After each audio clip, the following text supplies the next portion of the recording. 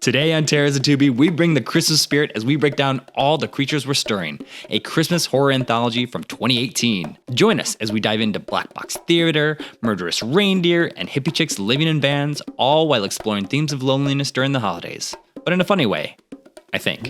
Calling all scream queens, gore hounds, video nasties, and final girls. Turn up the lights and turn on the horror as we explore Tubi's frightening video vaults with the Terrors of Tubi podcast. No one is safe as we hit horror history, commentary, and more with your hosts, the Terror Squad. Right? Okay, well, I don't get that. Well, all of us pulling up the movie to check the first thing. To avoid fainting, keep repeating, it's only a podcast, only a podcast, only a podcast. Hello and welcome to the Terrors of Tubi podcast. Well, you have three hosts tonight. We have Laura and Joe and Ryan here. Hi. What's going on? We have a Christmas episode for you tonight. We are Yay. going to be recording and rushing ho, out just in ho. time for the holidays. Ho, ho, ho is right. Now, if you've ever gotten on Tubi and looked up Christmas horror movies, there are a ton of Christmas horror movies. And it's actually kind of a really great selection, all the way from like Tubi's original release of a movie called Elves, which I have not seen yet, all the way back to like Black Christmas. And even before that, Santa Claus Versus the Martians? No, I wish that was on. I was looking for that one. 'Cause that's like a classic in our family. But it's, Did you catch the cameo though? Yeah, I did. I saw that. Yeah, that was great, Yeah, right? that's what's on the brain. But it was Santa Claus versus the devil. Yep, it's the other one. It's the Mexican one, Joe. Remember, we also had that DVD too. Yeah, so that's just called Santa Claus, I think, actually. So Believe it or not. You're right. leads to a The question American version is Santa Claus. But I there's also already Santa Claus have versus the is devil. do you fellas at this time of year tend to watch a lot of Christmas horror? I don't really. There are a few classics that I'll go back to, like there's Gremlins, which is great, but I can't think of like a whole lot of like go tos, except for Santa Claus Conquers the Martians. We always enjoy that one because like our mom got us a DVD of that like way back in the day at like the dollar store, and Yeah, it we was at watched the that Dollar over. General, or no, Dollar Tree. It was at the Dollar Tree. right? Yeah. In like good old Sandusky, Ohio. Oh, perfect. What about you, America's Laura? roller coast. That's right. What about you, Joe? I love Christmas horror movies. So every year I watch them. I like Rare Exports. I love Santa's Sleigh, which is like the stupidest Bill Goldberg, WCW wrestling champion Bill Goldberg is like evil Santa Claus. Hell yeah. It's hilarious. If you guys have not seen Santa's Sleigh spelled SLAY. Of course. Fucking chef's kiss, man. Like It's not on so- Tubi. It's not I on know. Tubi. Oh, trust me, because sucks. I was gonna line it. Tubi, what are you doing to me? How expensive can this be to get on your platform? You probably just haven't asked them yet. They'll give it to you. It is so good. Gremlins, obviously classic. Yes, Love of course. Gremlins. Try to think what other ones that are. Rare Exports is a really good one. That is on Yeah, Tubi. yeah. It's a good Rare one. Exports is great. But yeah, every year I definitely throw on a few. Those are my go-tos. I watch Santa's Sleigh Yeah. every year. Santa Claus Conquers the Martians, like Ryan said. Yeah, The other Santa Claus movie, which I swear, Ryan, also we had like the booty dollar store version of it, so maybe they just didn't have the full title. But I think it just said Santa Claus on that one. But yes, he fights the devil, and at one point like shoots him with a cannon, which is really funny. Yeah. Have you seen that one, Laura? Amazing. No, but I also really enjoy Christmas horror. Friend of the podcast, Allie, our good friend, she and I tend to watch. We make a point of watching at least one together every year. A recent favorite, I really liked Krampus, which I know sort of had like a mixed reception, but I really liked it. And Anna and the Apocalypse, I also think is really fun. And that's what I've been meaning to watch. I have not seen that one yet. It's cool. And then this year we have plans to watch It's a Wonderful Knife. But also a big fan of Gremlins. Like all the ones that we've chatted about before. Like who doesn't love a good mashup of the holidays? And of course, Nightmare Before Christmas, which I don't know if we'd really count, but I feel like when you're talking horror and Christmas, you gotta give it a shout out. Yep. God, that one was a great one as a kid. And then when that came out on Blu-ray and I watched it on Blu-ray and you could see all the defects in the claymation, it like blew my mind. So Oh, it's just I like cool. being able to see that a Yeah, bit exactly. more. Yeah. It was Oh, really, you do? really Okay. cool. 'Cause It I was really, like- yeah. it was stuff I'd never noticed in the the original version. Yeah, Yeah. 14-year-old Hot Topic Laura was going to fight you. Which I was just going to say, shame on me for forgetting Nightmare Before Christmas, because that is absolutely one of my favorites. And 30th anniversary this year, I believe. That's of it right. coming oh out. my God, how is that That's right. possible? Yeah. This is insane, right? 30th, right? Not 25th, 30th. The 30th, Yeah. unfortunately. Yeah, they Oh, did boy. they did the theater re-release. I meant to go check it out, but I missed it. Did you guys ever do? Did you ever go to the Hollywood Bowl when Danny Elfman was there and like singing along and stuff? Oh, I missed that. I did not. No. see He's done it. that. He's done it. I went the first year, which I think Yeah. was like about 10-ish years ago, but I think he does it every year now. The year I went was the first time that Oingo Boingo had performed together in like 25 years or something. That was pretty fun. That's awesome. Yeah, I definitely like when the kids are a little older, Ryan, you should drag them and stuff down to the bowl. I think we will. I think the Yeah. kids are, as far as like their media consumption goes, I think they're going to be more in line with their father. I just have a feeling. I think that's where Yes. it's going in this house. So Haha.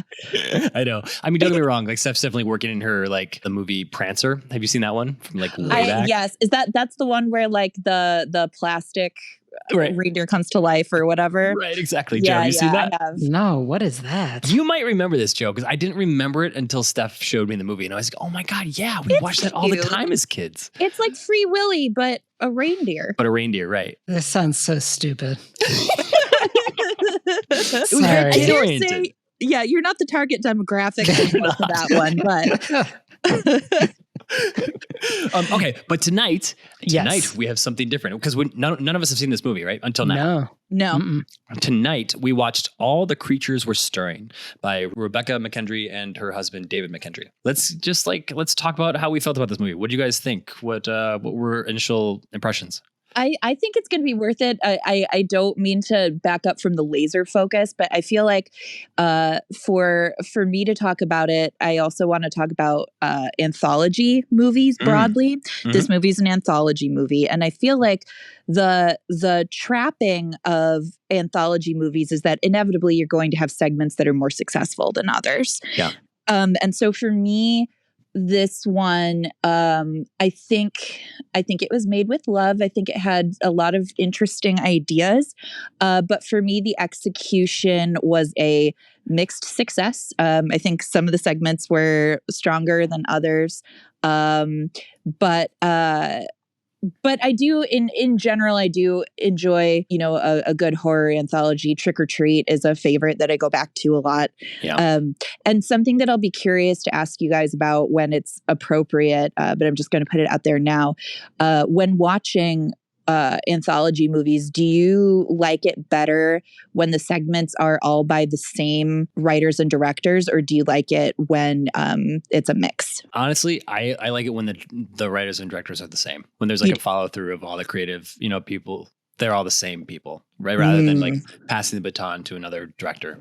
Interesting. Yeah, I like that better. I feel like for me, even though Trick or Treat is my favorite and that one's all the same, I tend to like it when, maybe the wraparound is all by one person, but I kind of like when there are different voices to it. Otherwise, for me, sometimes it ends up feeling a little samey. Like the horror anthology by different directors that I really like is, I think it's called XX. Like, it's all women directors, which is pretty cool. But yeah, so for this one, like I think the 5.5, 6. Yeah. But I think that's execution. I think that the ideas in it would merit a higher rating, but like you gotta look at the movie that we got, right? Right. So Fair. yeah, so I think I'm leaving it a 6, but like I see experimentations, so like I got to give them props there. But yeah, overall, I'd say for me, mixed bag. How about you fellas? So I would say, to answer your question about whether I prefer same writer director versus the mashup, I think it's case by case. I mean, it just depends on how well you do the execution, right? And also what you're looking for. I think for horror stuff, if we're not doing any kind of social commentary, that when there's social commentary involved, intentionally. I think it's probably more interesting to have different voices, right? Because then we can get different angles. But something like Trick or Treat, I think that would have been awful if it had been cobbled together from different. And I love Trick or Treat. I think it would have been really bad if it was different. Yeah, I don't think it would have worked for that one either. Yeah. So as far as Ryan, you asked what our reactions were to this movie, right? I felt like it started out and I was kind of top of the roller coaster isn't the right way to explain it. I felt like I was on my edge waiting for something good to happen and it never came. Like it was like the ride broke down right at the top and I was hanging on the ledge and like waiting for like the fun of it. And it was all downhill, but in a bad way. It started out, I liked the very first story. I thought that had really good suspense to it, actually. Made me uncomfortable, and we'll get into what it was. But I thought they did a good job of making you feel uncomfortable about what could happen, which is, tension, suspense is so important in horror stuff. And then the rest of it, I felt like I didn't feel tense at all. I was just like, okay. All right. And then that happened. And then I don't know. It was weird that this was all done. This was all done by the same two people, right? Same two people. Mm-hmm. It's weird because it felt like it was done by different people, in all honesty, because some of the stories were so much better than the others that I don't know. The execution just felt really poor on some of them. Sorry. But then on others, I think like, look, maybe a story could have been a little stronger, this, that, or the other, but some of the execution was strong. And so I don't know, very mixed feelings on this one, but I do feel like it never fully launched for me. I would say that I would give it, I'll be honest with you, before talking to you guys, this was like a 2.5 out of 10 for me. I think after talking to you guys, I will bump it up to a 5.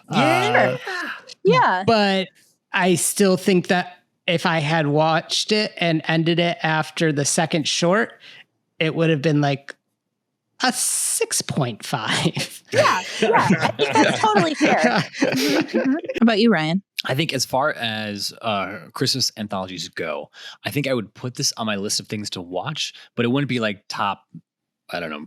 It wouldn't be my top 5, I don't think. You know what I mean? I think it's a movie that's full of great ideas, I think. Like, I agree. Right? Like there's like a lot of like even the segment where the guy gets caught by the two women in the van. Oh, I think that's the best one. Yeah, and that could be a feature film really on its own. You know what I mean? Like there's like some really good ideas in there. But I think you guys are, well, what Joe said about execution, I think it's kind of right. It's like there felt like there was something that's sort of off a little bit. You know what I mean? All right, my rating would be the same as Laura's. As an individual watch, as it a group watch, I'd give it a 6.5, 7 for a group watch. I think it'd be more fun at the group. So yeah. So there's that. Yep. My goodness.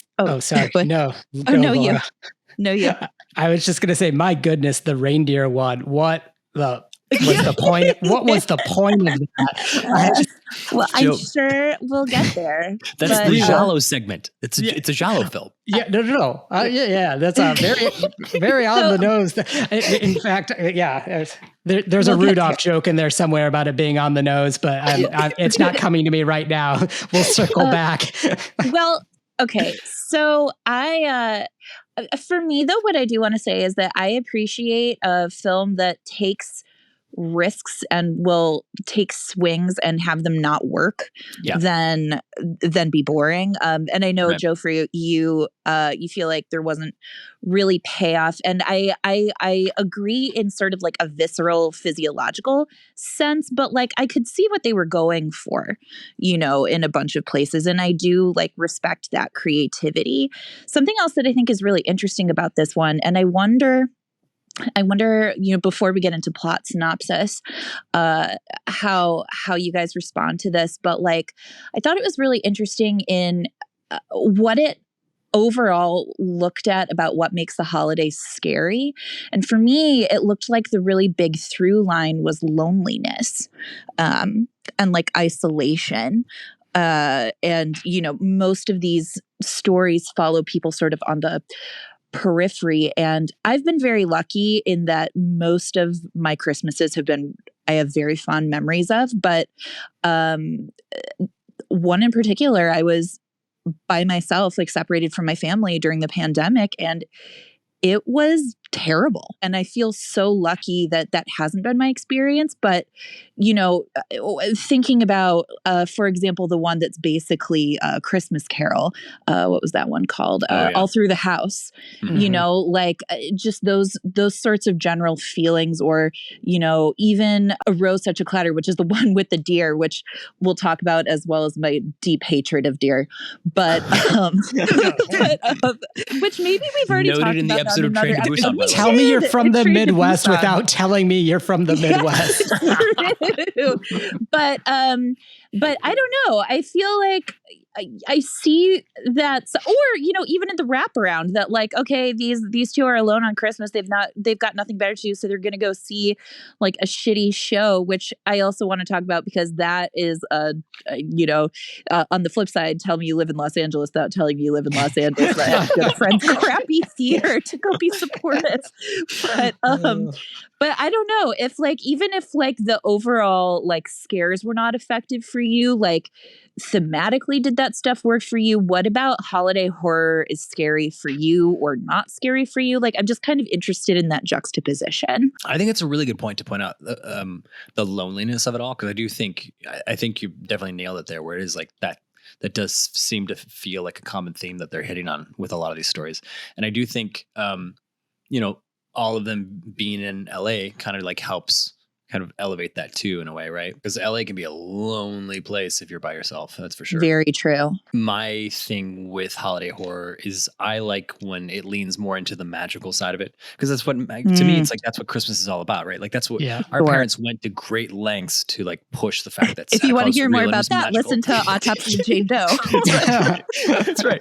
But that was kind of drilled into our heads, the magic of it all. And so when that magic turns evil, that's really when that's when I really like Krampus. I love Krampus so much, because I forgot about that one too. Krampus is a great friggin'. I'm glad that you gentlemen are on board with that one. Not everyone is, but I stand by it. Yeah, I love didn't it. know that. Yeah. That's a great one. Maybe I'm wrong. Maybe it is universally beloved. I thought. I don't know, but but that's interesting that that for you, regardless, the magic and sort of faith of the season or whatever is really important component, as opposed to looking at the sort of bleak horror of when it's absent. Yeah. Is what I'm hearing. A little bit more of a playful place is what you respond to. I think that's true for me too. And I think that that's what we tend to see more often. So this more somber version is interesting to me, even if it's not perfect. Joe, how about you? What do you respond to in scary holiday horror? What about the holidays are frightening to you, or any of that stuff? Yeah. So, I mean, I don't think I really relate to the loneliness Christmas stuff. So it's funny that you picked up on that, because I looking back, you're right, but I totally missed that when it was happening, except for obviously the two going to the theater together, but everything else just kind of played I must have just been completely spaced out, because it's it's a very obvious through line that went right over my head. I was not paying attention to that. As far as kid. Yeah, it just, I guess because I've been blessed with not having lonely holidays, it just didn't really occur to me, that's good. And it's not scary to me, because it, again, I just haven't experienced it.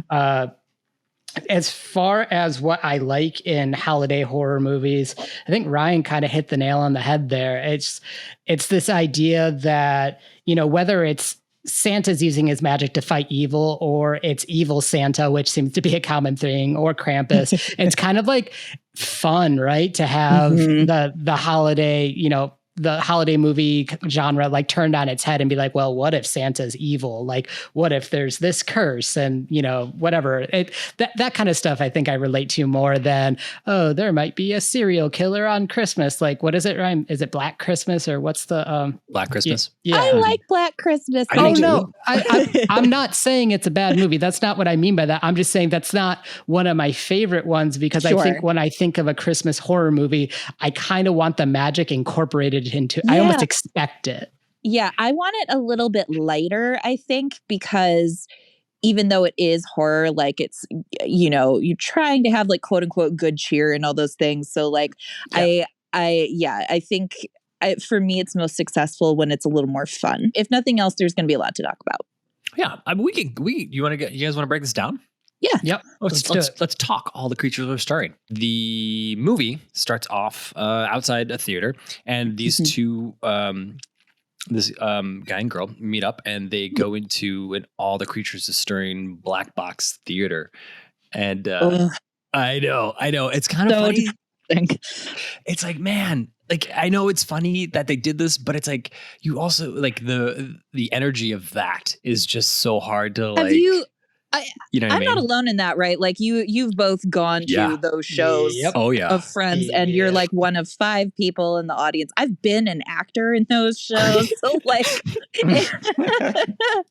I think, you know, the surly elf will call girl is fun, if a little overdone, but I felt this one deep in my soul. Real quick though, I do want to give a shout out because one of the only ones that I've been to that are like that was to see one of Dan Perry's plays, and it was fire, and that theater was packed out too. Oh my God, so yes. I want to say I had a great. I just want to be clear. I had a great experience when I went.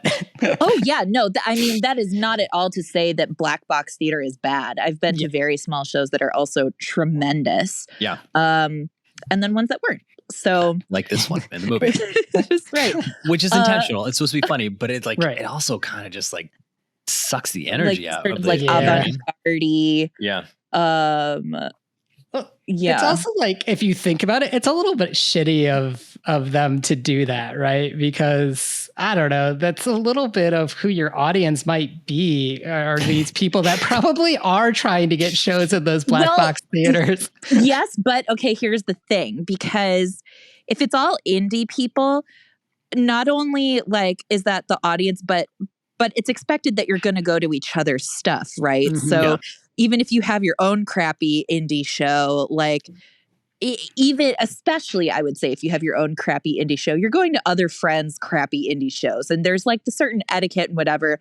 And you see that by the people who are like shushing Max and Jenna when they start to clap. Like I think because it's coming from an independent team, it's done in a more loving way, and there's like some creative stuff on the stage I feel like that they do in the wraparound, even though it's supposed to be like weird and pretentious, but like to me it feels more affectionate than being like, ugh, this sucks balls, you know what I mean? Yeah.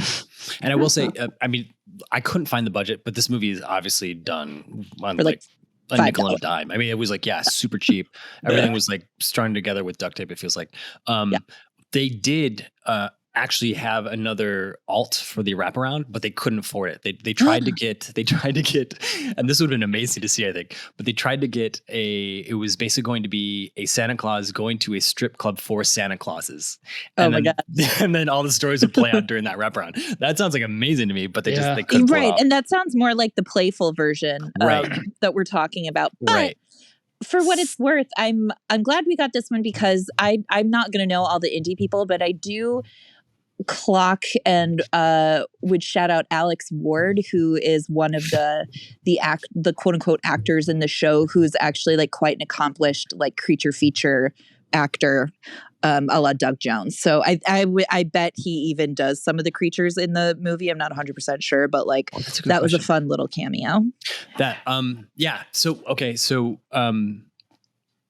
let's talk about it then. Let's get us in there and kind of talk about like so what's going on? So they go into the lobby, and the guy played by Graham Skipper, who is not only a friend of Rebecca and David, but he's also in a ton of like indie. Like he was in and I hate to mention another platform, but did you guys see the Robot Santa Claus killer movie from Shudder last year? Missed it. No. I don't remember what it was called, but Graham Skipper was in that. He's basically in, I think he's in like Suitable Flesh too. Like he's in a bunch of indie stuff. He was on their podcast quite a few times. Rebecca has Oh, been. they have a podcast. We should plug it. I know. So I think they're still doing it. So she initially, how I found her or was introduced to her was on a podcast called Killer POV, where it was her and her two co-hosts. And then Killer P got shut down, and they were joined by another co-host, Ryan, who was a producer at Blumhouse. And Blumhouse basically funded their next one called Shockwaves. And then in 2020, when the pandemic happened, everything went black. Like there was no communication from the show. And then like a year later, Rebecca got together with Elric again, and they started, I think it's like All the Colors of the Dark, which is really good. Like their podcasts are really, really good. They're plugged into the horror community. They have a lot of really good recommendations. So if you can find their podcast, All the Colors of the Dark, you should then listen to it for sure. Cool. But that being said, yeah. So Graham goes in on this like first date with this woman. And Well, is it a date even? Like he seems to that's think true. it is, and she's kind of like, she's coming in with like huge, I've got nothing better to do energy, and you're, Yeah. you know, In fact, she basically says it to him, right? Like she does. She what says else, it to him. she's like says, "What else am I going to do on Christmas Eve?" or something like that. Like, yeah. It's a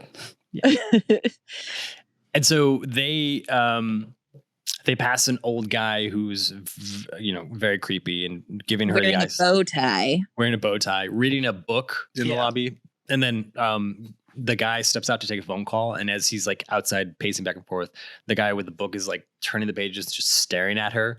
Ugh. Yeah, I know, it's very, very strange. We talked about that a little bit in Tokyo Gore Police, but like there are moments in horror movies that I feel like sometimes are uniquely feminine horror, and like that turned my stomach. Like it's real. But one thing we did gloss over really quick that I do want to shout out, because again, it's one of those things that felt loving and playful, is that like, you know, they're going in and she makes a joke about like, well, like reserving tickets, or maybe he makes the joke, but like then he goes up to Will Call and actually did reserve tickets, and there are like 3 people in the audience. yeah. So then they go in, right? Yeah, they do. And like you said, there's like not a lot of people there. But then again, if you look at the audience, then you start seeing all the other like sort of like indie horror folks. So like, talk about that. Yeah. there's Mike Mendez, who just directed a segment in Satanic Hispanics, and he was also. Did you guys see *Malignant*? Yes. Yes. Yes, they did. Okay, so when she's escaping in the very beginning, and there's like the doctor, the crazy doctor with the Yeah. slick back hair in the hallway. Yeah. That's him. That's Mike Mendez. And so he's like, he edits a ton of stuff. And so he's like Cool. a big editor in the space, now sort of more moving into directing. So he's up in the top corner. Then if you come down closer to them, there's a woman and a guy sitting next to each other. They're now married. That's Chelsea Stardust and her husband. I can't remember his name, but like Chelsea Stardust did Satanic Panic with Rebecca Romaine in 2019. Oh, yeah. So, and then she did a short for, she did What like, a great name, too. no. It's like curated and wonderful, and I'm into it. And she's awesome too. Like I've kind of followed her career for a little bit, because she was doing shorts for Crypt TV that I thought were really smart. And so she started out at Blumhouse as like an assistant, and then kind of like moved her way up and like did a couple shorts for Crypt TV, and then finally like was able to pull off like Satanic Panic, and I think another one I can't remember off the top of my head. So she's got like a beginning career. She's got working, and then Axel Carolyn is in the crowd too, which I don't know if you know her, but she's big in the space too. So it's just like a bunch of people. Oh, Elric too. Her podcast co-host is like down in front, sitting, looking very bored. So it's like all these people in like the horror world are like kind of she's pulling the favors for all of them. Yeah. And it's cool to see them all like do their thing. Yeah. Okay, so there's all these like really cool people in the audience, but then And- it's time for the show to start. And it's time for the show to start. Exactly. And so you get this woman who comes out with this crazy hair and this like wild sort of like blazer, and it's awesome and very strange. She has like pointy shoulders in it, which I don't know. It was just like yeah, it was just a weird choice, but it's like it works totally well. Mhm. And she pulls the cue card, which was what was the first one? The stockings were hung. The stockings were hung. That's right. And so then you go into the black box like acting.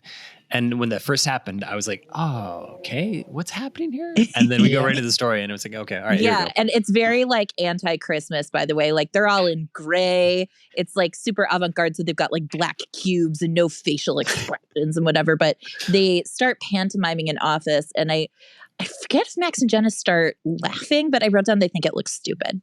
So I think we get some kind of reaction. And so then, But, yeah. Oh, go ahead. Oh, no. You go. Well, I was going to say, then we go into the first short, which is an office Christmas party.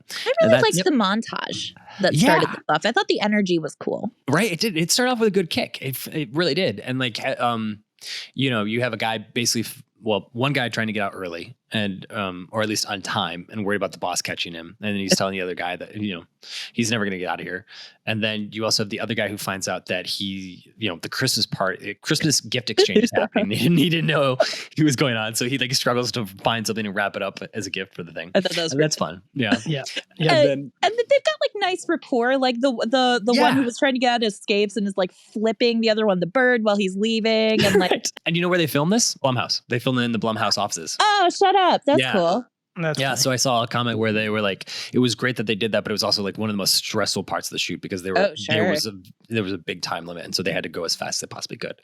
Yeah. And then we get into that like big office, which if you notice, like every segment in this, again, the sort of like the flag that this was shot very cheaply is like a one location type of segment, right? Like there's not a lot of like location changing around. Like they're very much like in one location and they're working with what they got in that location, and then they're moving on to the next story.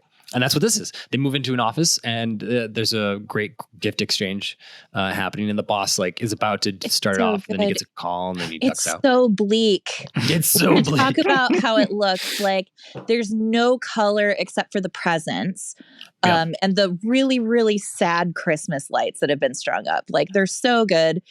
Everybody is miserable to be there, except you've got the one, because there's got to be one in every office. In this office, it's a woman named Suzanne, who's the only one in a Christmas sweater. And just God bless her. She's like laughing and like, this is going to be so great. And like everybody else is just like, get me out of here.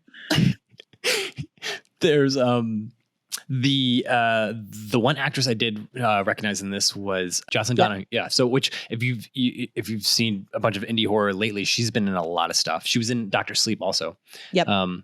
But I always mix her up with the actress in Starry Eyes. Oh, sure. I could see that.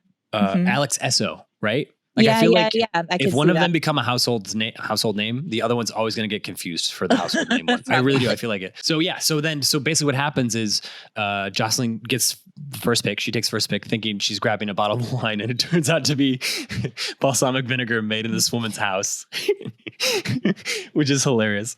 And then her co-worker boyfriend, secret boyfriend, picks the next gift, and he's the one that wrapped the fake gift. Right? He's the one who wrapped the gift. Yeah, the one who forgot. And he gets shot in the head immediately. Yeah. Well, from the gift, like from the gift, right? Sorry. The gift is like a booby Jack trap in the box. Yeah. Right. Mm-hmm. And then they get the phone call, which is they wanted it similar to be like the phone call in Black Christmas. I don't think it really works, but like I get where they were trying to go with. It gives me much more like Saw vibes. Yeah, I think so too. That's I agree. Exactly right. I watched this with Nina, and Nina immediately was like, "Oh, this is Saw." Okay. Yeah. Like it's I will say that this between this and the second one, I think these were the two best. So I thought this one was the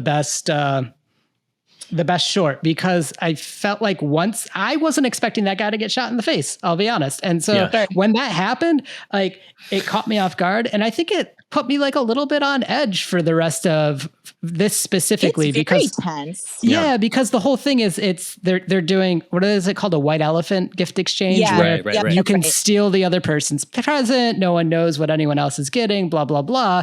And so you get this phone instruction that they have 10 minutes. They have to keep opening packages. Some of them are keep opening gifts, and some of them will be from this mysterious caller. We're not really sure of his motivation, except potentially to cause havoc. And, some of them obviously would just be gifts from other people. Some of the gifts will help, some of the gifts will harm. And, if they're not done in 10 minutes, presumably they all die, because as he's speaking, suddenly like gas is coming out in the hallway, which was the weakest part of this, because I was like, that's not like, even in this weird suspended disbelief, or, suspend your belief at the door. What am I trying to say? incredulity, I guess. It was But like, okay, so what would you have done differently though? Because they need a reason why they can't, like, the guy goes immediately to break down the door. Right. Like, right.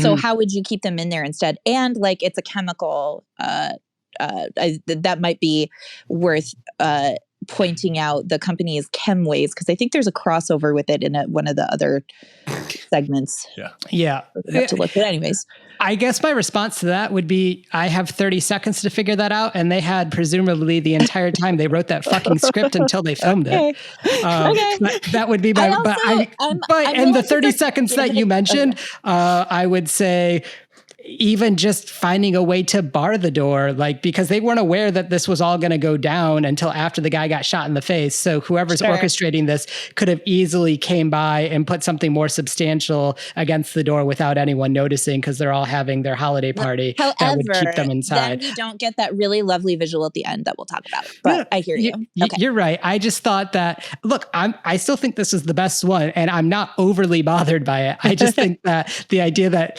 the reason they can't leave is because somehow poison gas is leaking in the hallway was just funny to me. I was like, that's a tough sell. Okay, obviously this is sort of like, a thing that pits all the characters together, and you're wondering who's going to get out, and you're wondering who's behind all this. I thought it was going to be the boss that was going to be behind it until the very end. Because he had to step out, right, for the call and said take over. And I thought he was like punishing all of the coworker, all of his employees, basically. That's a good thought. I wasn't sure. It definitely ran through my head that he could be the one doing it. I also wasn't sure if it was going to be like a tag team thing where someone in the room was also in on it while there was someone outside. Like, I wasn't sure if they're going to do anything like that. Yeah. Sure.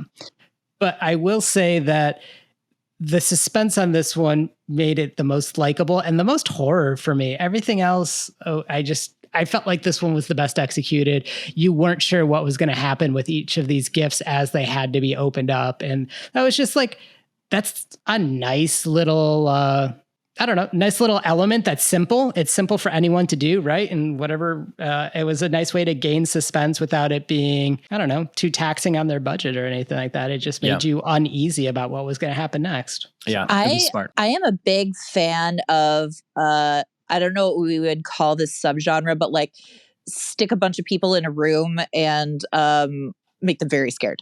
Like,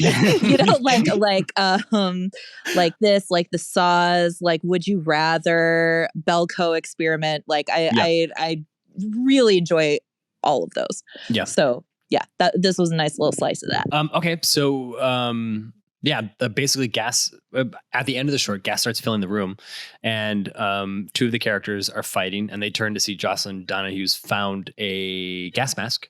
And then it cuts to the janitor wearing a gas mask, because he's obviously behind all of this, out in the hallway watching them through the doors. And then they fight. And then I actually don't know the actress who escapes, but she's like the smaller one in the red sweat. Yeah. And she escapes, and she runs out into the LA skyline at night, which is kind of cool. It was a good shot. Yep. It was a good shot. Yeah. And then we cut back to the wraparound. And so our crazy haired lady comes out, and she gives, what's the next wraparound called? Dash Away All. Dash Away All, yeah. And that's where actually. And Jenna and Max are like, what the fuck? Yeah, right. Yeah. And but they feel stuck. They feel stuck. And then it goes into the next one, which is where you're right, the crossover with the Chemex or whatever. You see the shot, because they were doing like different shots around the store before they cut to our main character. And it's a label in there of, I can't remember what the product is, but yeah. So that's there. Chemways I wrote Chemways bucket. I don't know, but I have no idea either. Yeah. And this to me was the strongest one. Same. I really like this one. And this is basically what happens is the main character of this short is walking out of the store. He's the last shopper at a store. He's headed home, tells his wife he's on his way. He's got a bunch of Christmas presents, and he gets to his car, and unfortunately, basically his keys get locked in the car. Oh, I've done this. I've done this too. Now, I will say, I think it's harder to do nowadays just with technology in the cars. Sure. But like, dude, I have done this. I did this like I don't know, 3 times in college, I gotta say. And it was just like the worst. You know what I mean? Just It is the one good side of like Skynet taking over everything, I guess. right. You can get back into your car easier. Yeah, I was actually going to ask if that car looked too new to me for it to be able to lock with the keys in, but I let it go. And also, I should note that like not only does he lock his keys in the car, but he also locks his phone in the car, and he can see his wife texting him. Right. You know, his parents are in, she's stressing out, and blah blah blah. He's got to get home because the in-laws are already setting in on her. Right, exactly. Right. Exactly. And he sees the one creepy van, which is like literally at every, I don't know, Walmart parking lot. You always see a creepy van way off in the back. True. Yep. And you know, he goes to ask for help. And I like, that's also what I like about this story is he's not a bad guy. He literally doesn't do anything bad. No. And he just like, he's in a moment of need and he reaches out to the wrong thing. And I think that's really cool. I love when horror stories do that because Yeah. don't get me wrong. Like I love seeing bad people get their own and get their comeuppance. But like when you have a horror story where you're like, oh, this is just like a regular person who wasn't doing anything wrong and they walked into this dark story and now they have to get through this thing. You know what I mean? And frankly, and we can talk about this when we find out a little bit more what's going on, but I think the argument can be made that there are no villains in this story, just like a bunch of really desperate people. So, but we'll see if you guys agree. Yeah, one villain, but okay. Yeah, we'll see. But okay, so he goes to talk to them, and what happens, Ryan? He basically asks for a phone. And there's a lady up front and she's looking at him and she tells him okay. And This is Frankie. What's that? Oh, I was just saying that this woman's name is Frankie. Just Frankie. So Yeah. And Frankie. And I don't, what's the other one's name? Frankie. Sasha. And so Sasha opens up the back door of the van and comes out.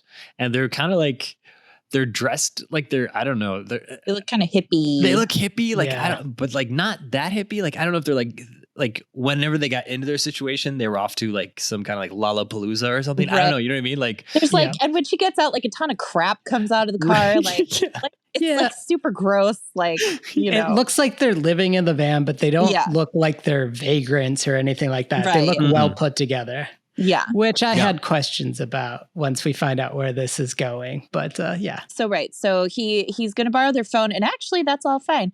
We do see as Sasha hands over her phone that she has a really distinctive tattoo on her wrist. Yes. Do you want to keep going? Do you want? Oh yeah. Sorry. But then, so and it makes the camera makes it a point to give you like a close up of this mark on her wrist, right? So it's like okay, we're automatically sort of like tipped off that like we got to pay attention to things because they are not as they seem. And so he calls his wife and he lets her know that he locked his car, and she asks if he needs anything. He's like, no, don't worry about it. And then he calls AAA and then he basically gives them their phone back, right? And no. So we have to make the point that as he's calling for roadside assistance, he has to give them his birthday, and he's born on Christmas. And the women exchange looks. They're like, "What?" But he doesn't notice it. So they're like, "Hey, you can come wait in the van," and he's like, "No." So he goes back over to wait at his car. Well, and also I would say that the way they filmed this is pretty clever because because you're not sure who these two women are, you almost get the vibe that they're gonna like steal his identity or something. You know, like it seems like they're like listening, like they get his full name, they get his birthday, and like, you know, it kind of has like this, oh, well, now he's fucked because they're going to like, you know, steal his identity. That was the vibe I got from it. Right. So. He's like casually dealing with an annoying issue, but they're like way into him. Yeah, they're like, really listening into like all the info he's giving out. Yeah. So he's like not, and he goes back to his car. And then they drive over, right? Yeah. Because it's getting colder. So like the van starts like circling around him almost like a shark. And you're like, oh no, like what they gonna do?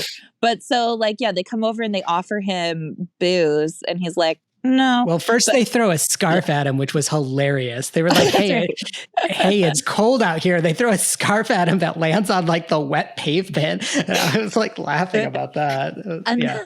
So then they have like this really like banal chat about the holidays. Like, what are you doing? Oh, well, you're looking at it. And then he like offers them money and they're like, no. But then we have like this shot from inside the van and you're like, oh no, what's back there? Mhm. And then what happens? He sees it, right? Yeah, He he's like, sees is there something. someone Yeah. else inside? He wants to know who's in the van, who else is in there, and he's like kind of like freaking out about it because Yeah. they're saying no one, and he's getting pretty aggressive about it. Yeah. Well, because there was like a demon hand, right? A demon Yeah, hand. it was Well, a so demon he hand. goes to close it because they're like, oh, it's like an old van. It like pops out or whatever. So he goes That's to right, 'cause close it it and he opens on gets its own. hurt by what we see as a hand maybe that's Right. clawed. And he's like, ah. So then as he's searching in the back, Frankie is being super creepy in the background. She's like chanting about a tether. Mhm. Yeah. And meanwhile, Sasha gets out a switchblade and you're like, oh no. He's about to But get then- fucked up. Then she slashes the back of his hand. Yeah. And takes the blood in her hand. Yep. And she goes, we're free. We're And she free. runs. And it's unfortunately for her too soon. Because Yeah, so Frankie is like, Frankie yells at Sasha, her. wait, it's not Right. finished. And we still have no idea what's going on. we still don't. Yep.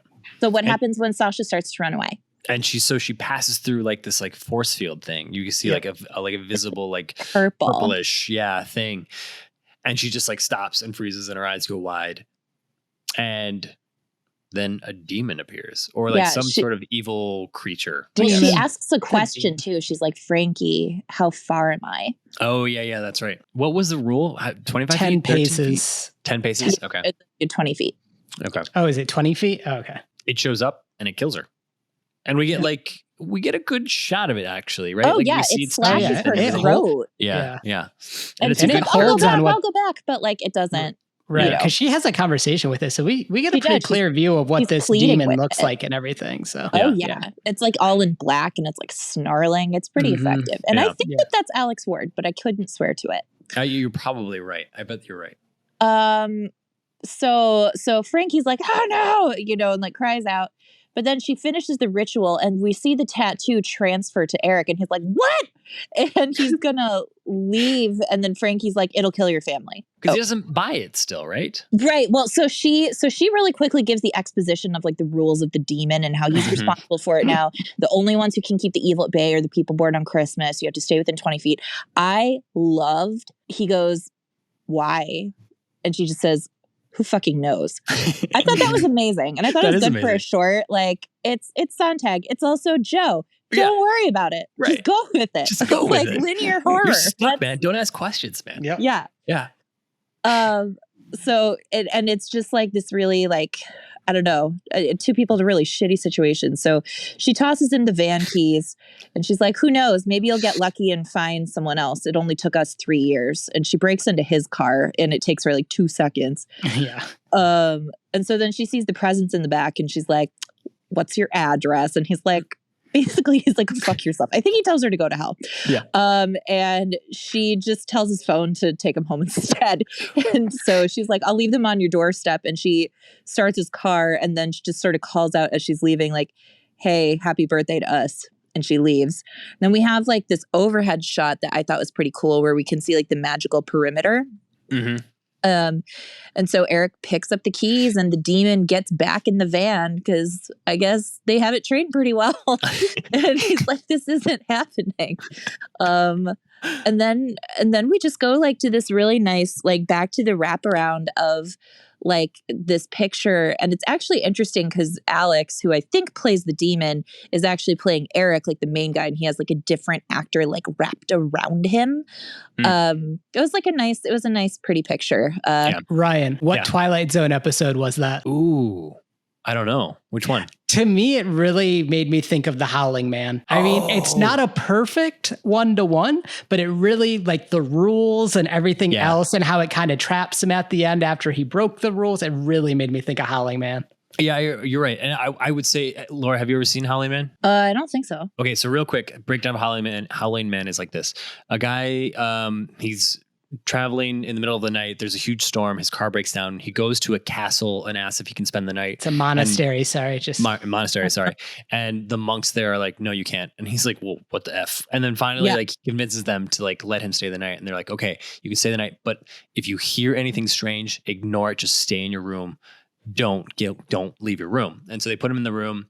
And I think they even lock him in the room, Joe, right? Maybe? yeah, I don't they know. do. But anyway, he ends up hearing howling. He ends up like being really curious and finds out that like it's this guy they've locked up and he's been screaming, trying to get out. And the monks are like, don't listen to that guy. He's a liar. He's the devil. We're trying to keep him trapped here. You know, do not listen to whatever he says. And and you know, it's like one of those things where it's very like the guy's not bad. He's just doing something good because there's all these weird red flags around him. And so he obviously lets the guy out. And it's great because as the guy comes out, he's like passing the pillars and he slowly turns into the devil as he passes the pillar. And it's like really cool. Yeah. And then finally he like escapes and the guy's like horrified. And then the segment ends with the guy who released the devil now telling, you know, us, the audience, that he has the devil locked in the bathroom or whatever. And like, we can't open the door, that sort of thing. And it's a cool story. And it took him like 20 years to track him down. And that's when like, we're supposed to believe that's when World War II happened because the devil was released and all that. Yeah. Like,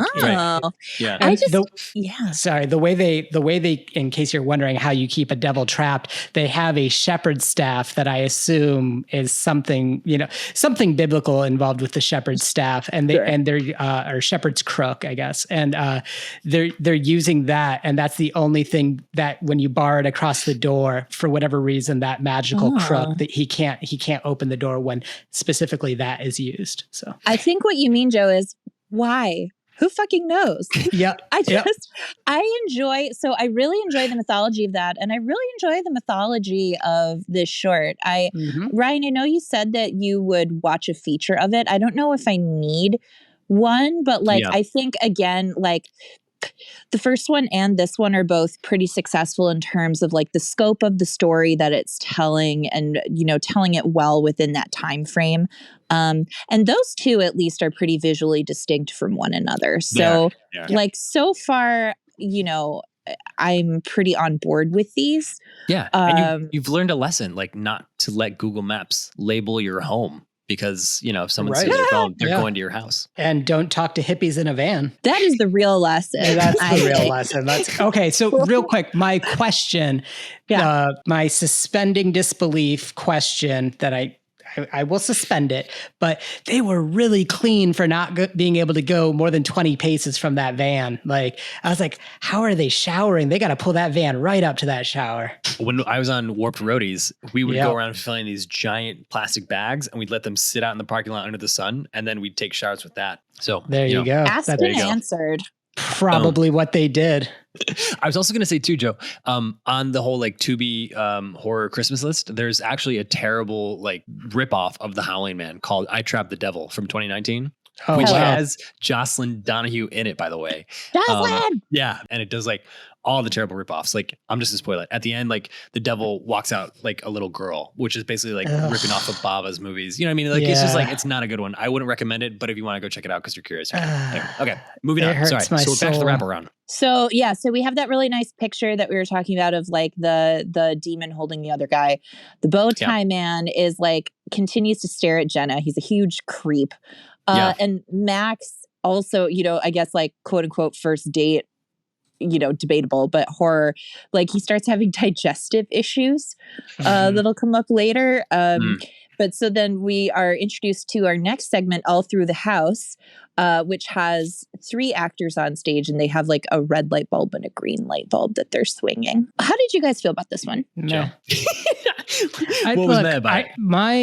I just felt like the first 2 were the best 2. First one was best. Second one, I didn't find scary, but I thought the story was interesting. And then we hit this third one and I was like, I've seen Scrooged. It was better. Like Bill Murray did it better. And that's just how I felt about this one. It was very much like, you know, it was a Christmas Carol, right? It was the horror version of a Christmas Carol, curmudgeonly guy, you know, and I don't know. I wasn't impressed with, this is going to sound weird, but it almost felt like the quality of the shots weren't comparable to the first 2.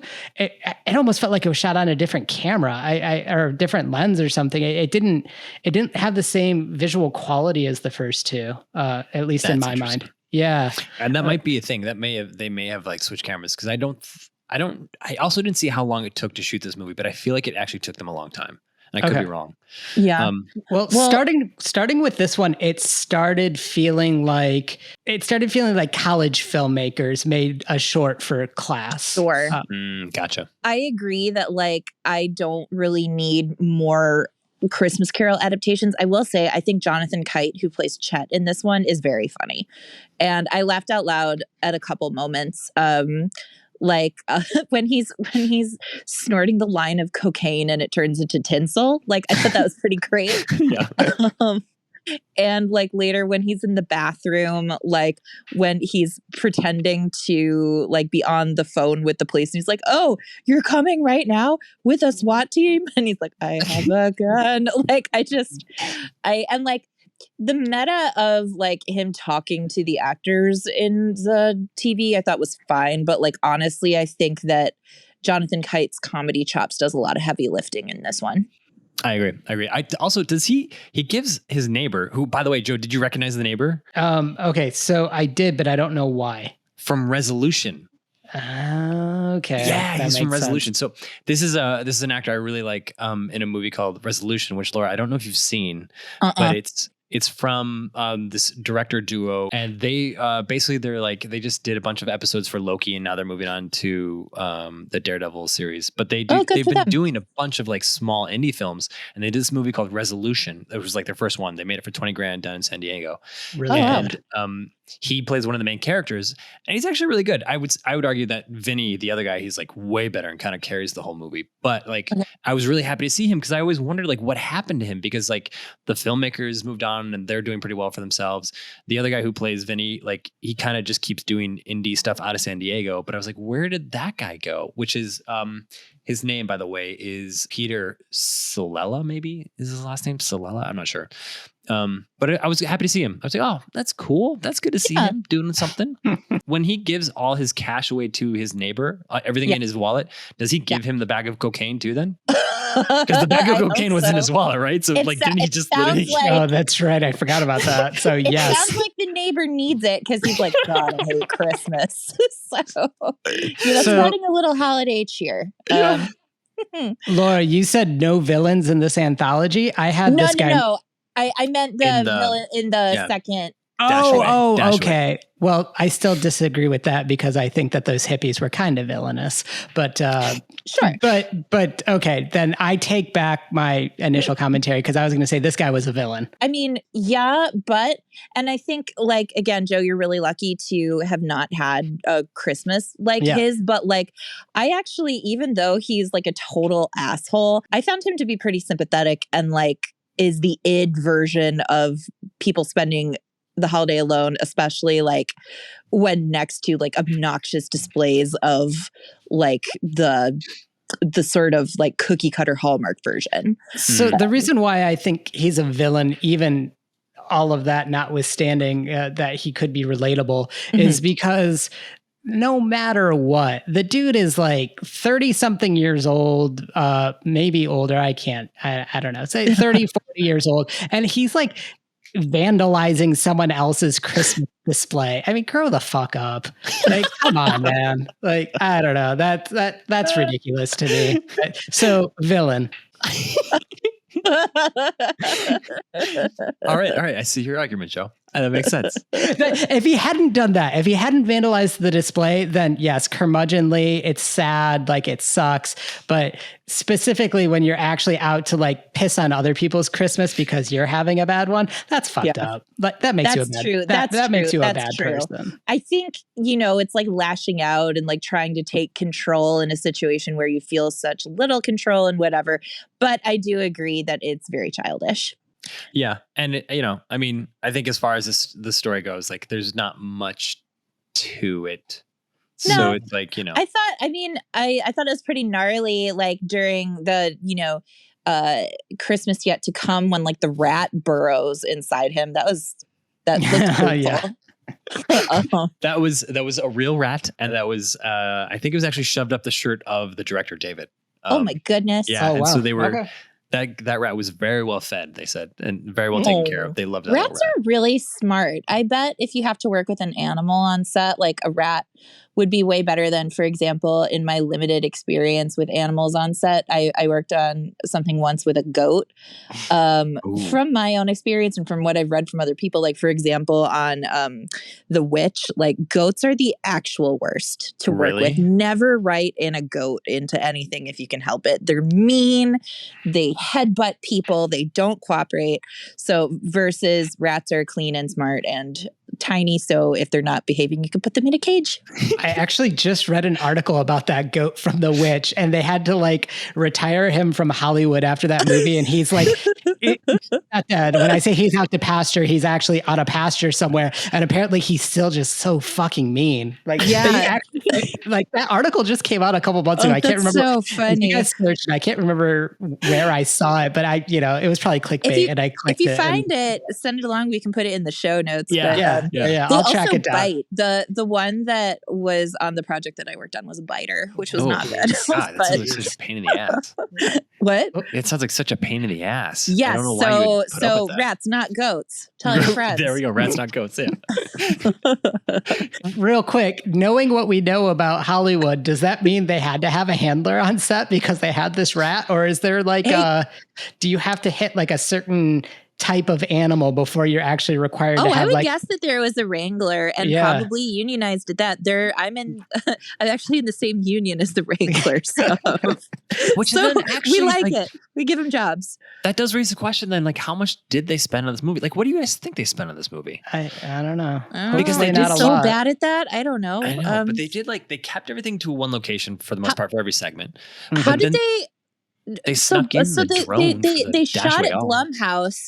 How did they have that connection? Because that to me also might affect dollars. Like, was Blumhouse at all involved in this? Blumhouse was not involved in this, but again, Rebecca had the Shockwaves podcast, which was basically That's what I was sponsored gonna by guess. Blumhouse. Yeah. So that was like their way in. Yeah, Oh. yeah.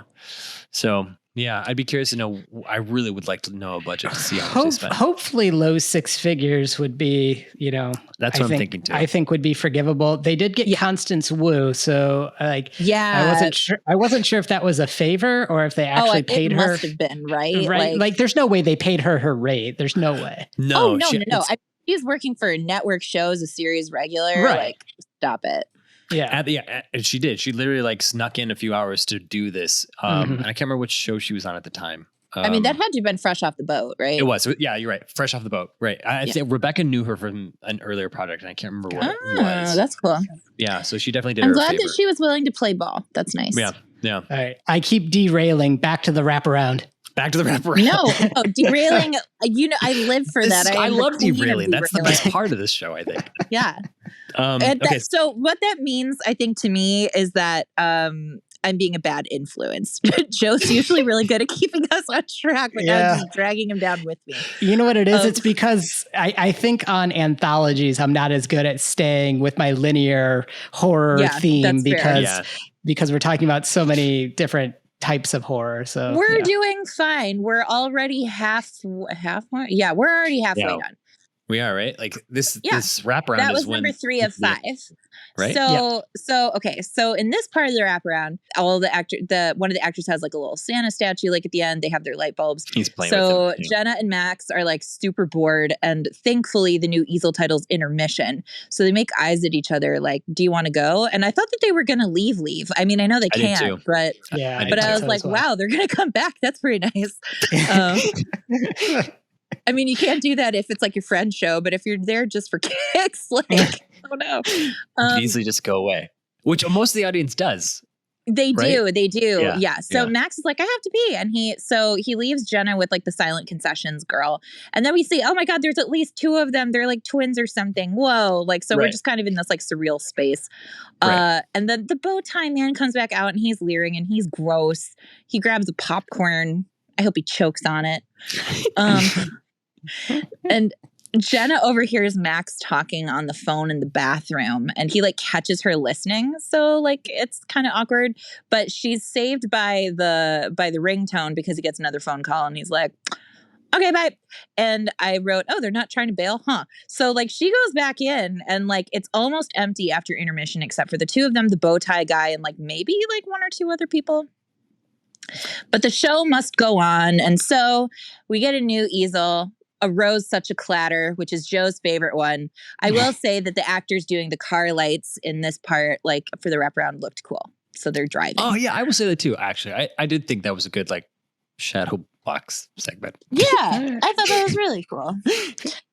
Okay. I was trying to find the old man because I know I saw a comment that the old man was actually like a big voice actor, and like part of the cool. humor was that like he didn't say a goddamn thing through the entire movie that's until so the very fun. end. I do like that. And I should say I have no problem with the performance, just the character creeps me out. Right. But I can't seem to find him, so I don't know. Sad. Like in this IMDb list, it's hard to know which one he is. So anyway, okay, so let's go to the Giallo section. Joe, you did not like this movie whatsoever. No, A Rose Such a Clatter segment. is what A it's Rose called. Such a Clatter, yeah. Yeah. So again, watched this with Nina, and it was really funny to be sitting next to her because she really hated this one too. And she goes, why the fuck is he even looking at those photos? That woman's not even interesting. She's wearing more clothes than I wear sometimes. Like it was just really funny because she's like, why would he be like, what is making him so interested in these very like just generic like headshots basically that he has to be looking at this, and then he hits a deer. And I thought it was really funny because I felt the same way. I was like, what is so interesting about this stupid manila folder sitting on the passenger seat that you like can't like, you clearly are the photographer. You developed these photos. Like, I don't know if he was planning on like masturbating while driving or what was happening. It was really weird that he was so that this like, it bothered me because even in this world of suspended disbelief, drop your cigarette. Do something that makes you look away. Like, why are you obsessed with these dumb photos that aren't any good? Anyway, let me set the tone, set the scene for the audience. We open and a man is driving down a snowy highway, and highway. He's there's no cars around him. It's dark as pitch, and he's just going, and he's just so distracted by the manila folder in the passenger seat that has maybe 5 headshots that we assume he took, and he keeps looking over and leering at them, and then occasionally whipping his head back to this country road, and occasionally looking down until, of course, he hits a deer. All right, who wants to pick it up? That was really good Foley work. That was really good Foley work, Joe. Good job. Yeah, thanks. So I just have to. So it's a deer. You guys, I hate deer so much. I did do this whole rant about deer during Train to Busan, did I not? Yes, you did. Totally did.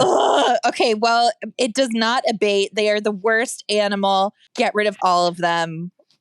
Eat your venison. I don't know. I hate them so very much. Yeah. Laura actually shot Bambi's mother. So I did, and I'm not sorry.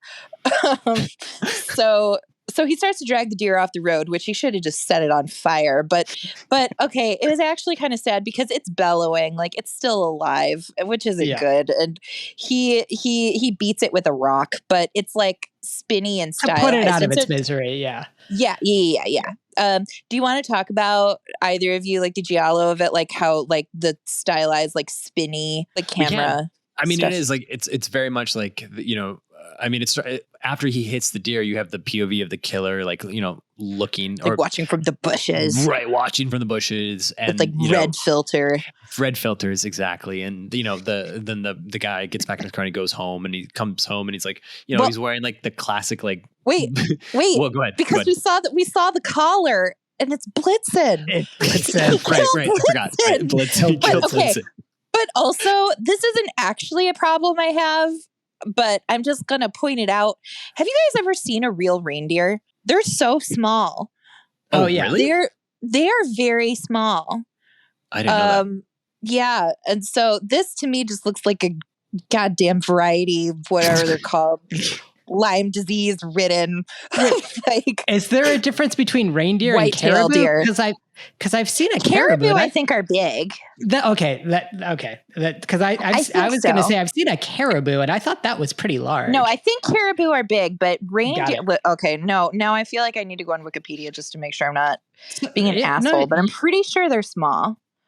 Not calling your experience into question at all. I also think I saw a caribou when I was like 8 years old at like the petting zoo. So I could also just be remembering it as big because I was 8 years old. Listeners, are reindeer small? I think so. But they're big and prancer, right? Well, but are those reindeer those like deer? I don't know. Antler? Or I don't know. caribou. I'm not sure. Oh, what have I done? Speaking of getting derailed, anyways, I'll put a link to Wikipedia about reindeer in the show notes, and someone can tell me if I'm very wrong or very right. I'm not going to read this. I want to be clear that was not my attempt to mansplain anything. Oh, I no, just no, remember. No, I didn't. Okay, No. all right. I No, didn't want you to think that. Yeah, no, okay, I good. didn't take Good, it that good. way. Oh, how about this? Okay, no, these do seem small. Like, okay, like the ones in Svalbard, for example, they're like 143 to 198 pounds in males. Although I guess some other ones it looks like it's bigger. I don't know. The one that I saw at the Los Angeles Zoo, which I think was full grown, was very tiny. I don't know. Steph might remember Ryan. Anyways, she was there. Okay, so I'll have to ask her. right. Okay. She So will regardless of the size of the deer, Blitzen is now an ex-reindeer. Okay. So what do you guys think this guy does for a living? Because he's driving and he's got like black gloves on. Is he supposed to be, because like I was getting the impression before he gets back to his house that he's some kind of like, not like private eye, but like hired for whatever, like what are these boudoir pictures? But like, you know, is he like some kind of criminal? But then that woman obviously is like at the house and is like maybe his partner or whatever. So like, I mean, it doesn't really matter, but I was like, I wonder what this guy does for a living. Also, that's a nice house for Los Angeles. Yeah, seriously. I was gonna say I thought they were like directly channeling like giallo movies from the 70s. So Laura, Oh like, yeah, as far as, probably. like, a private investigator. That's what I thought he was. You know what I mean? I thought Oh, he was maybe, a okay, PI, yeah. and he was Okay. coming home Cool. to this like whatever partner who's like His femme fatale sexy partner. femme fatale Yes, partner, exactly. right? Exactly. Yeah. Okay, yeah. So I probably it's another one of those why. Who the fuck knows? Laura just like go with it. So sure. I get you guys got way more out of it than I did because my dumbass was like, "Why is this photographer looking at his stupid headshots that he took?" Okay. It's also, I felt, speaking of feeling dumb, other than my maybe erroneous comment about reindeer, I was in my notes. I was literally typing about like, there's no dialogue in this one, it seems. And then like he starts drinking, and then literally a moment later, they start talking. Like the woman pops out, they're like teasing each other. She takes the file, and there's a knock on the door, and he goes to the door, and there's nobody there, but the chandelier starts swinging because somebody is upstairs.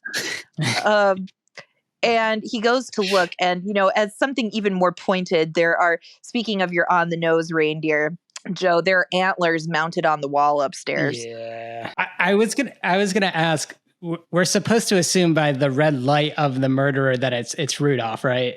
Like that's who's doing the killing. Well, Probably. Okay. Maybe? yeah, I feel dumb now because I didn't immediately go Rudolph, but I assumed one of the other ones. Reindeer you know, maybe doing the maybe revenge. Donner because they're like hitched together. Yeah, Donner and Blitzen. Yeah, which is thunder and lightning in German. Donder, Blitzen. Well, there you go. Okay, so the upstairs is totally wrecked. The guy opens a door and it's like red, and we have the flashback to the accident. And then he's like getting gored by the antlers. It's like So bad. revenge. Yeah. And it was very, I mean, I thought it was funny. I agree that it was kind of stupid, but I thought it was very fun. Yeah. It was stupid, but it was fun. And I will say, like, that revealing shot of the antlers above the stairs, like, I literally, Yeah. like, when those came into frame, I was like, oh, there it is. And then it wasn't. And I was like, oh, good. You got me. Okay, good job. Well, since Nina listens to the podcast, and since we're always talking about different colors, like, you know, Yeah. in movies, and how like the director does things for a specific reason, and maybe like Yeah. like how you noticed like the blue tones in Autopsy of Jane Doe, Yeah, Laura. yeah.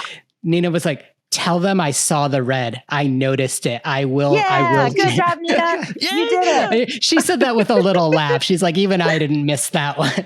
Love it. Yeah, I did enjoy that throwback. That did feel very 70s to me, like the red filter of just like rage. And like you see Quentin Tarantino rip it off in like Kill Bill and like all kinds of places, but that's very fun. So then the woman goes up the stairs calling for the guy whose name is apparently Guy. And like she's looking for him, and then she hears snarling, which I wonder if reindeer snarl. Deer make a horrible noise, but I don't think they snarl. No, I don't think it's snarl either. I think, which is so good. It's like the growling sharks in some of like the B sci-fi movies. It's my favorite. Yeah. But so she turns around, and there's the red filter again, and it's got one of those great like camera freezes as she screams. It's so stupid. But I enjoyed it. And maybe even more like in nostalgia of it right now, because I think to me that's the weakest segment, but I'm also not a Giallo person, so take that with a grain of salt. No, it is. I mean, it's a lot of fun because I really like Giallo, but it's like it felt like a throwaway. Yeah. Honestly, I think I would have done like some horror about like a gingerbread cookie coming to life and killing someone. I would have went that way with it. Which I is wonder a if movie. that's already a movie. Is there like the Ginger Dead Man or something? Gingerbread Man is definitely a Christmas horror movie on Tubi from like 2005. Oh man, watching it. I know. Look, I don't even know. I mean, guys, if you want to do another Christmas movie on TV, I'm totally I down, mean, 'cause I there's assumed Jack there was Frost is like on there too. I mean, there's like some I really good love Jack classics. Frost. Yeah. Or at least I love the box of Jack Frost. I remember Is there seeing like- that. So we got the wraparound, and the fake scream carries over into the actor, which is kind of funny. And one of the actresses is like getting like quote unquote gored by like red ribbit. Like it's, so I just wrote, experimental theater. So Max continues to have digestive issues. And so he apologizes for the noise. That's also like my worst fear, like in a dark theater, like, oh no, like being so loud, or like having to cough and like you can't get out and like you're trying to suppress it and your eyes are watering. Oh my God. It's the worst. Okay. Right. So there's another title, In a Twinkling. And also because I'm tracking him because it freaks me the fuck out. The bow tie man is gone. Only his popcorn is there. So you're like, what is he up to? He's going to murder everyone. And other people have left too, right? Like hasn't the theater kind of cleared out? Right. Yes. But like he was there and then he isn't, but his popcorn is still there. Yes, so like, I don't know. He's like lurking somewhere. Yeah. Or at least that was how I felt about it. Like, I just wondered if the rest of it was a little bit of a commentary on how sometimes that turns out with these things, right? Like by the end, definitely everybody's leaving. Yeah, like at this point, I think it's out, only them left. Yeah, but his popcorn's there, so he's still around. Unless he's a litterer, which is even scarier. So then we have the actors posing with like the moon, champagne, and a duffel bag. So what happens in a Twinkling? Oh, this is their throwback to like basically the Twilight Zone, really. And it's kind of a cool like red herring at first. Yeah, I love the misdirect of it. I thought it was great. Was really great because it was like, he's chaining himself tell up. Us about it. Sorry, excuse me. Yeah. About it. So we open up on this guy and he's like wrapping a chain around his waist. And it's a full moon. It's a full moon. So you're like, oh, this is totally going to be a werewolf at Christmas story. Yep. Yeah. And then it's not. And so I even said that to Nina. Really? I even said, "Oh, werewolf." Yeah, it would be great. I did too. I don't think there are any werewolf Christmas movies. Which I'm not a werewolf person. That's fine. I mean, I'm gonna Google that right now because if there isn't, I'm on it. Wait, Laurel, you don't like werewolves? They're okay. They're my least favorite cryptid. Can we call them cryptids? Yeah, they're cryptids. Yeah.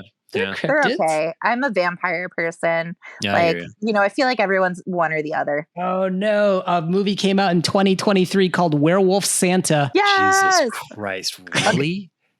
Is that on Tubi? Because I want to see that now. It just says rent or buy on Prime Video. It's got a 5.2 out of 10 on IMDb with 22 ratings. Perfect. I mean, that's half. That's not bad. Yeah. I think a werewolf movie at Christmas should happen.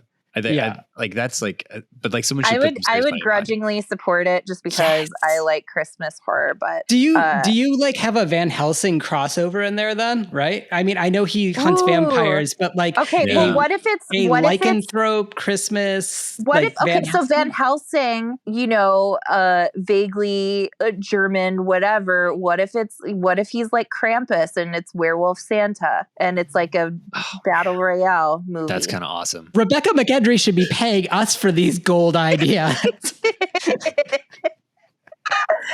Okay. So the guy is like getting ready to chain himself up. We're thinking werewolf. Phone rings. Yeah. His friend Gabby calls him. Who's Constance Wu. Yeah. And she's like, Steve, it's Christmas Eve. You can't spend it alone. He's like, I have to. So we're like, okay, werewolf. So he like barricades himself in his bedroom, puts on like those locks and chains, but there's a knock on the window and he like takes out a gun and it's Gabby. And oh no, it's all of his friends. And they're like, we brought Christmas dinner over to you, you grumpy bastard. And he's like, uh-oh. So Gabby goes we don't upstairs. understand boundaries. Yeah, right.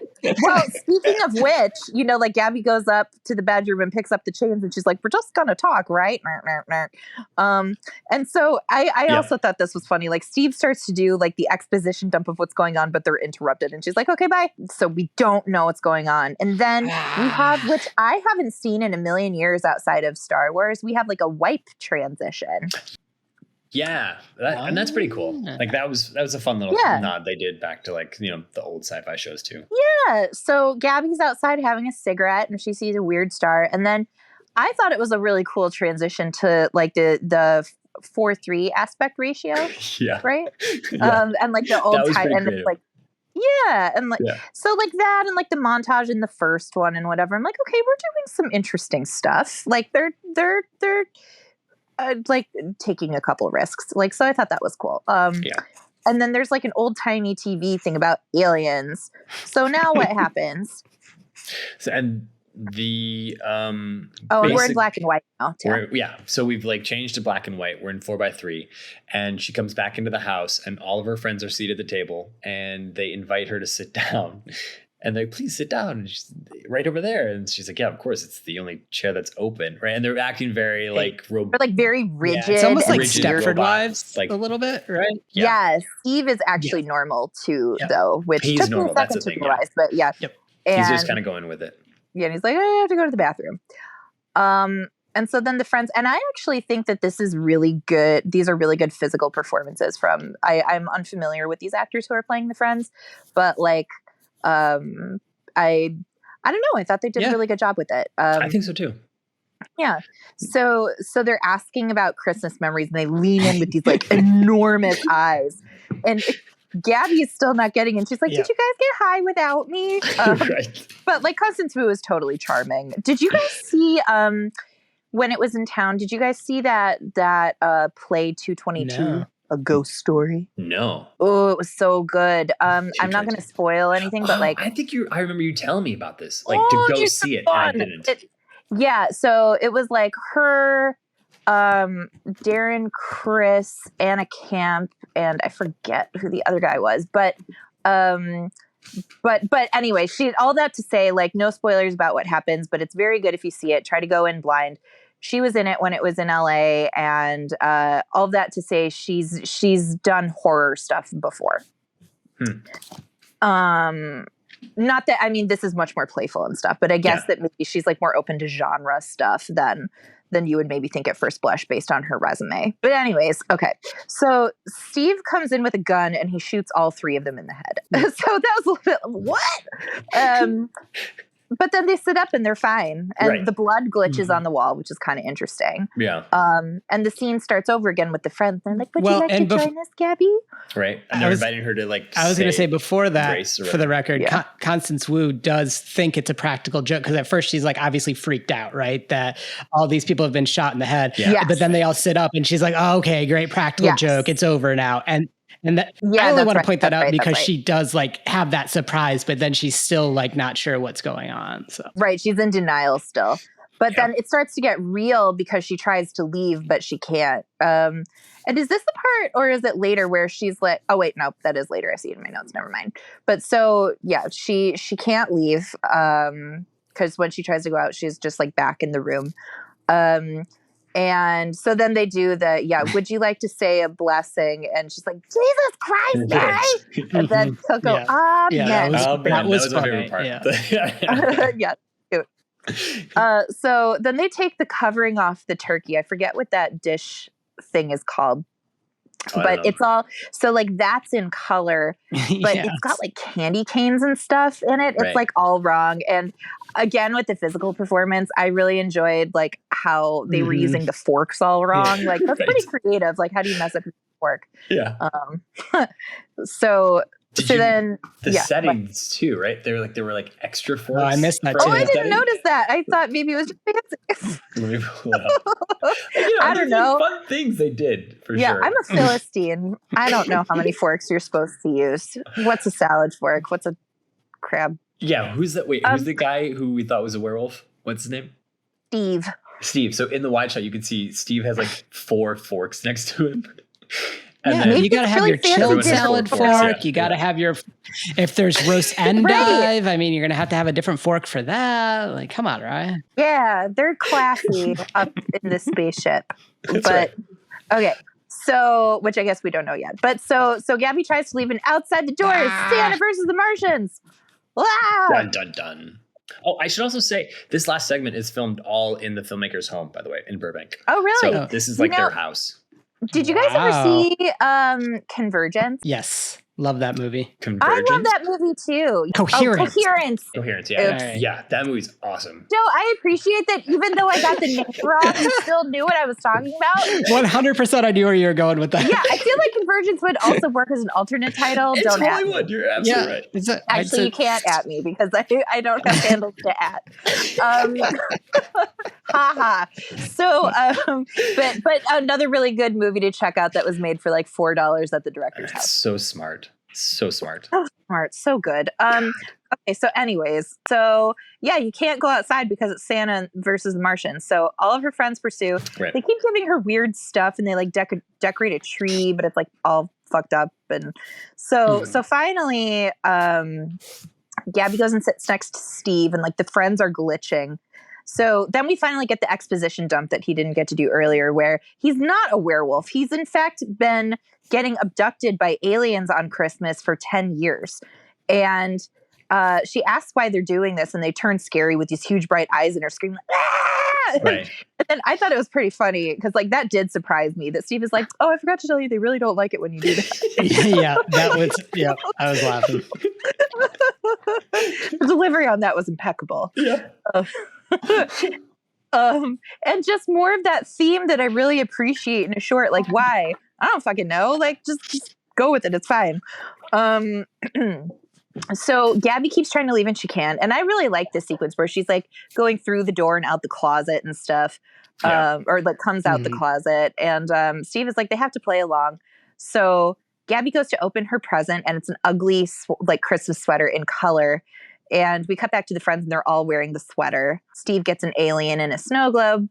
But then Gabby opens her other present, and she has a little bit of a different reaction. What's this other present, you guys? It is a rag doll. That she wanted. Ever since she was a little girl, but That's Gabby had a shitty childhood. And she has this monologue about why Christmas is important to her. And like, you know, God bless Constance Wu. Like, she makes it work better than it should, but it's She kind of does, yeah. meh, like it's fine. It is. Yeah. Yeah. I know. But damn if she didn't melt the icy hearts of those aliens.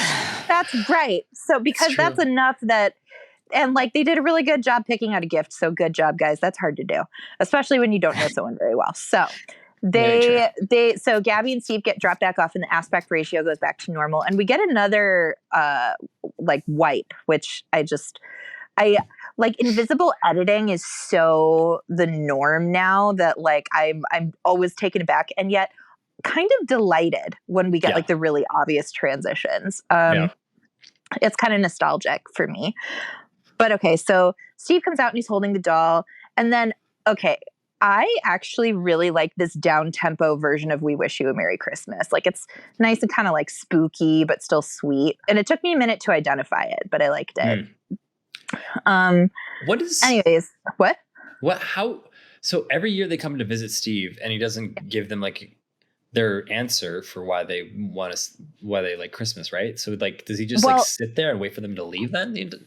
Okay, well, here's my cat poster explanation is that it's been heretofore unsuccessful because they've been abducting Steve by himself, However, in the note that they leave on the tree, like, thank you for spending Christmas with us, enjoy spending it together. This is the first time that, you know, Steve has been taken with someone else. And like, the point is like, you know, the holidays are meant to be spent with loved ones or friends or whatever. So now they're like, we get the true meaning of Christmas, but we're aliens. Gotcha. That makes sense. Is my interpretation. I think it's a good interpretation. Yeah, Thank Ryan. you. It's true. Their heart screwed 3 times that day. That's right. I had to go to God. How am I doing? How am I great. doing? You're nailing I'm it, Joe. nailing it. Nailing Yeah, that's. I understand the true meaning of these shorts. There you go. And isn't that the real meaning of Christmas? I don't want to say that I am the Christmas gift to this podcast, but it's I'm on the short list. All right. So then it's pretty much over. They wish each other Merry Christmas, and that's nice and sweet. Yeah. So then we get back to the wraparound, and like the actors have alien puppets and stuff.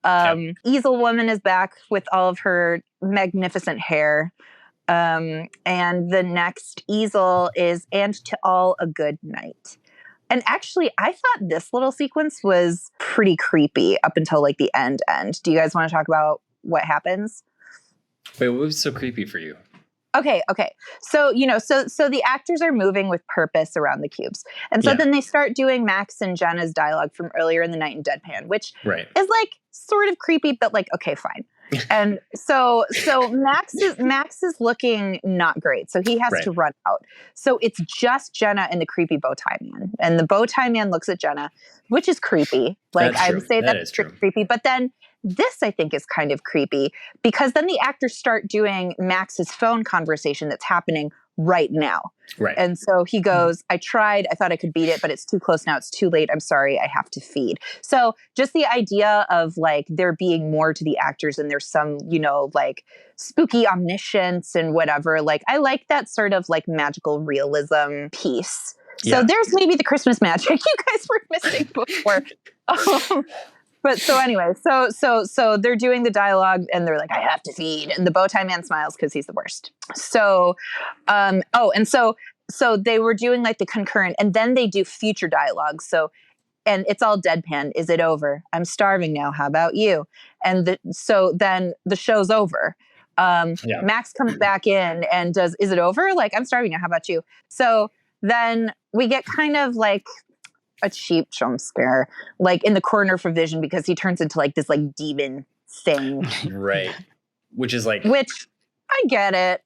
Yeah. I mean, that's also like such a typical, okay. So there's like a famous YouTube tutorial on how to make that demon face that has been copied. Oh, really? Like to infinity for the past decade. So that like tutorial has been around for forever. Like what? Yeah, it's an After Effects thing. It's made by this guy named Andrew Kramer, and he made that face literally for like his tutorial back in like 2010 maybe, and it's like been copied over and over and over. Recreated it yourself?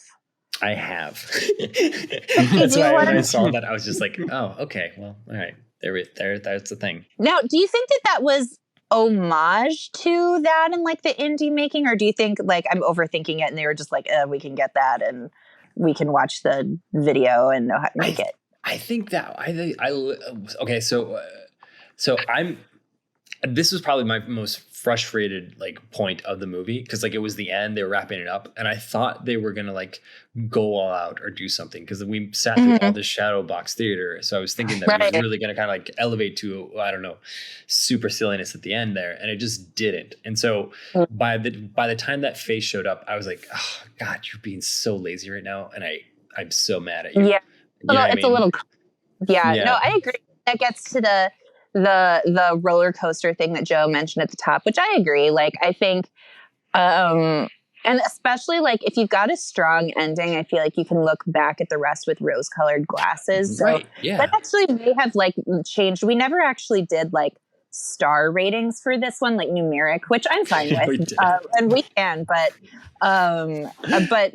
that like that. If it had had a stronger ending, that may have, you know, adjusted that by like a half or maybe a whole star for me. But anyway, so we get like that sort of jump scare with the demon. Then he's normal and he's like, whoa, are you okay? And the bow tie man laughs because he thinks it's hysterical. And that's the end. Hey, Mr. Santa Claus plays over the credits. Thought the drawings in the credits were cool. Have you ever? Is that so? When the Bowtie Man laughs, is that like a reference to? Do you remember that scene in The Mouth of Madness with Sam Neill, where he's laughing at the movie theater screen? Oh, Did they pull that from that? You think? Yeah. I wonder. It could be. I was wondering Yeah, if that was the thing.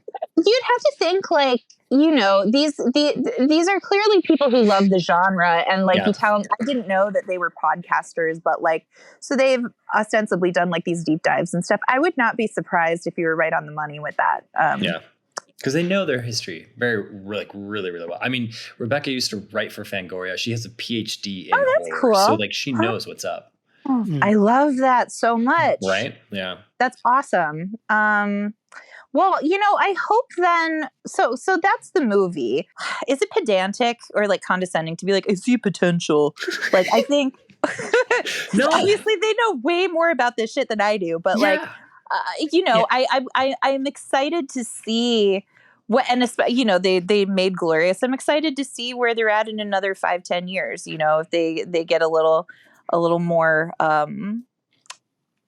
experience, more, just like a couple more credits under their belt. Yeah. Hey, Rebecca McKendry, with your horror PhD and your previous work with Fangoria and your famous horror podcast. Yep. We are excited at your budding career and where you will take us in the future. Listen, I heard myself say it. I'm sorry, I couldn't resist because fuck all of us for telling this woman how she could do better. I know. It's so true. It's so true.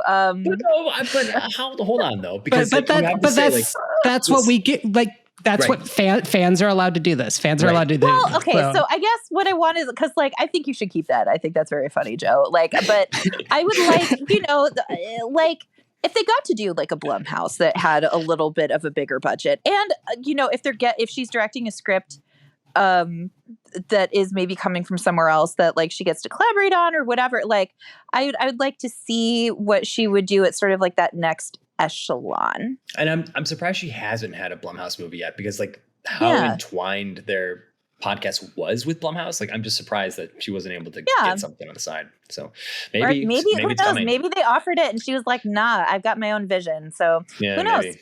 You never know. Anyways. Okay. So that was it. Thanks for listening in. Thank you so much, if you got this far, for going all the way with us on this movie.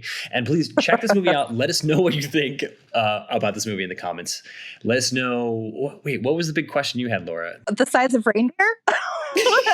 That's right. The size of reindeer. That's right. Let us know what the true size of a reindeer is. What is the true meaning of Christmas? After us talking for however long this has been, is Terrors of Tubi on your nice list or your naughty list? And should we be afraid of although Krampusnacht's already happened this year, right? So we made it this far. Whatever. Yeah. And you know what? No matter where we are on your list, get on our newsletter list so that you can win shit, right? We hold drawings every week. So like, come on and like get some cool horror stuff that we give away. Or follow us on socials. Follow us on Instagram. We are on Twitter, however long that platform is going to last. We're not on Threads. We should be out on Threads soon. And follow us on YouTube, and definitely subscribe to us on Spotify, and let us know how we're doing. Let us know if you like the animations, and let us know, what you're looking forward to hearing about in the future. Yeah. And if there's any Fire Tubi horror movies that we haven't done yet, tell us which ones so we can check them out. Oh my God. Yeah. And if you're a filmmaker with a film on there, let us know. Maybe we'll get you on the show and we can talk about your movie. That'd be cool. We'd love to interview you about it. Yeah. All right, Joe, you want to take us out with the, always. Whenever I'm here, I love taking us out. All right, everyone. Thanks for tuning into our Ho Ho Horror special. Christmas special.